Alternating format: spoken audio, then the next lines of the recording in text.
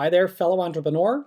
So, you've learned what is and is not a strategy.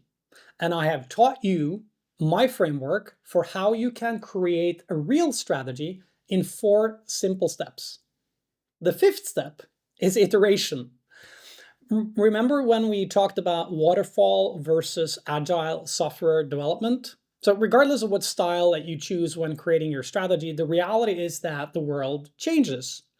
The map that illustrates where we are going, and the landscape we need to travel through as we execute our actions, well, it's always changing.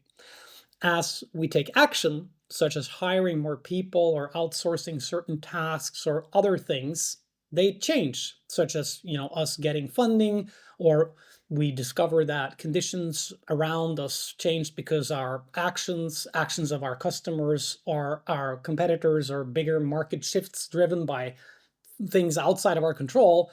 The reality is that our map has changed. The diagnosis of our current situation will look different if we did it again from our new point of view.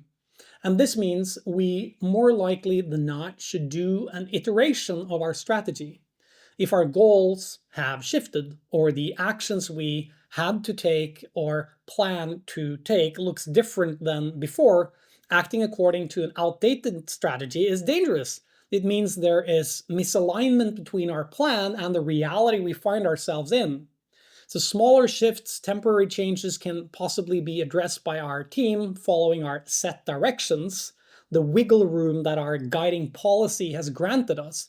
But chances are we may have to click pause on our execution and do a new diagnosis, and from it, adjust or create new goals with a new list of actions to follow.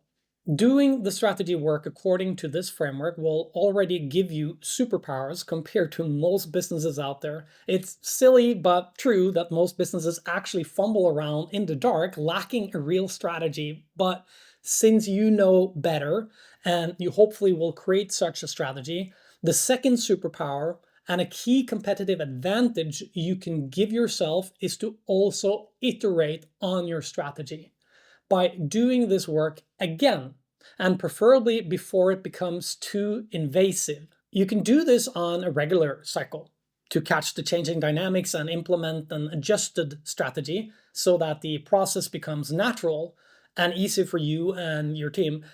That is often less invasive than having to throw everything away and doing it from the ground up when the distance between reality and your current outdated strategy is massive.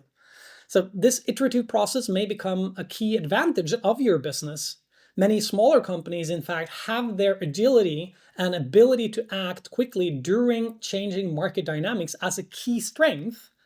But if that agility is applied to all kinds of challenges and opportunities in an uncoordinated, that is, without a real strategy, it becomes a weakness, as you will burn your agile resources towards stuff that does not, in fact, lead to a specific goal, and chances are the big, less agile, but resource-heavy players will end up eating that lunch as well.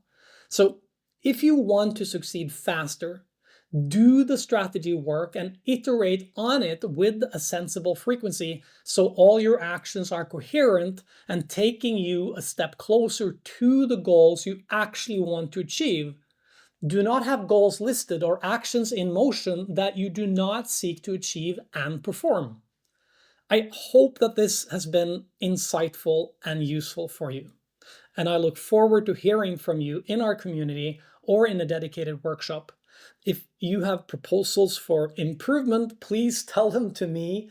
If you like this course, please spread the word so we can grow our community and help more entrepreneurs succeed faster.